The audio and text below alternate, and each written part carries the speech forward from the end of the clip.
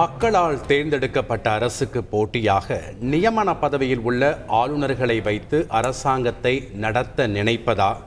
ஆளுநர்களை வைத்து அரசாங்கத்தை நடத்த நினைக்கும் எதேச்சதிகார போக்கு இந்திய அரசியல் சட்டத்திற்கே எதிரானது என்று முதலமைச்சர் மு.க.ஸ்டாலின் தெரிவித்திருக்கிறார். கூடுதல் விவரங்களோடு இணைகிறார் செய்தியாளர் ரமேஷ். வணக்கம் ரமேஷ். முதலமைச்சர் தெரிவித்த இந்த கருத்து குறித்த முழு விவரங்கள் என்ன? வணக்கம். திமுகவின் இளைஞரணி மாநாடு இந்தியாவின் புது வரலாறு படைக்கட்டும் என்ற தலைப்பில் திமுக தொண்டர்களுக்கும் நிர்வாகிகளுக்கும் திமுக தலைவரும் முதலமைச்சருமான திரு மு.க.ஸ்டாலின் கடிதம் ஒன்றை எழுதியிருக்கிறார். அந்த கடிதத்தில் ஆளுநர் விவகாரம், இளைஞரணி மாநாடு, இந்தியா கூட்டணி உள்ளிட்ட பல்வேறு விஷயங்கள் குறித்து கருத்து தெரிவித்திருக்கிறார்.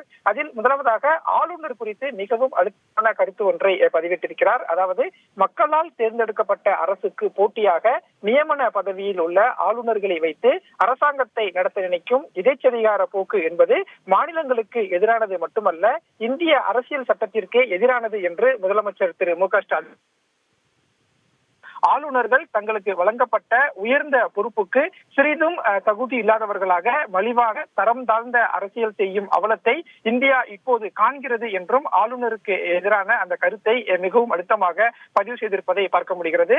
அதே போல இளைஞரணி மாநாடு சேலத்தில் 21ஆம் தேதி நடைபெற இருக்கிறது.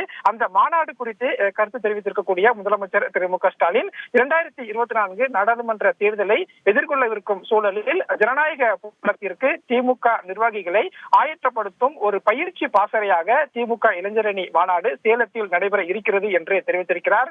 மேலும் சேலத்தில் நடைபெற உள்ள திமுக இளைஞரணி மாநாடு கூடி கலையும் ஒரு கூட்டம் அல்ல, கொள்கை கூட்டம் என்றும் அந்த அறிக்கையில் முதலமைச்சர் திரு மு.க.ஸ்டாலின் குறிப்பிட்டிருக்கிறார். மேலும் இளைஞரணி மாநாட்டில் மாநில உரிமை முழக்கத்தை முன்னெடுக்கும் வரலாற்று சிறப்புமிக்க ஒரு நிகழ்வாக இந்த மாநாடு இருக்கும் என்றும் சொல்லியிருக்கிறார். மேலும் திமுக இளைஞரணி செயலாளர் உதயநிதி ஸ்டாலின் திமுக நிர்வாகிகளை அழைக்கிறார். அனைவரும் சேலம் மாநாட்டுக்கு திரண்டு வாரீர் என்றும் அந்த அறிக்கையில் குறிப்பிட்டுள்ள திரு மு.க.ஸ்டாலின், கடலில்லா சேலம் மாவட்டம் கருப்பு சிவப்பு கடலாக மாறட்டும், இந்தியாவின் ஒளிமிகுந்த புது வரலாற்றை இளைஞரணி படைக்கட்டும் என்று ஆளுநர் விவகாரம், இளைஞரணி மாநாடு, இந்தியா கூட்டணி உள்ளிட்ட பல்வேறு விஷயங்கள் குறித்து திமுக தொண்டர்களுக்கு முதலமைச்சர் திரு மு.க.ஸ்டாலின் கடிதம் ஒன்றை எழுதியிருக்கிறார். நன்றி ரமேஷ், உங்களுடைய தகவல்களுக்கு.